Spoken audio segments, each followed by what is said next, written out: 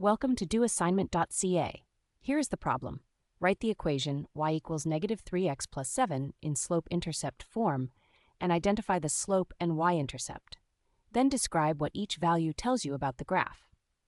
Now let us work through the solution step by step. Let's start by recalling slope-intercept form. Any linear equation written as y equals mx plus b is in slope-intercept form, where m is the slope and b is the y-intercept. This form is useful because we can read both values directly from the equation. Now look at the given equation, y equals negative 3x plus 7. Comparing it to y equals mx plus b, we can see it is already in slope-intercept form. No rearranging is needed. The slope is the coefficient of x, which is negative 3. Writing it as rise over run gives us negative 3 over 1. This tells us that for every 1 unit we move to the right, the line goes down 3 units. The negative sign confirms the line falls from left to right.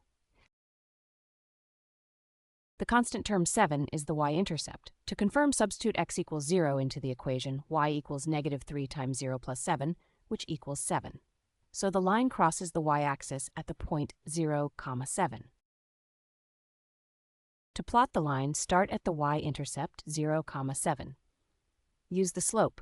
Go right 1 and down 3 to reach the point 1, 4. Repeat to get 2, 1. We now have 3 points to draw the line accurately. Here is the graph of y equals negative 3x plus 7. The line starts high on the y-axis at 0, 7 and falls steeply to the right, passing through 1, 4 and 2, 1. The negative slope clearly shows the line going downward from left to right. To summarize, the equation y equals negative 3x plus 7 is already in slope-intercept form. The slope is negative 3, meaning the line falls 3 units for every 1 unit moved to the right, making it a steep, decreasing line.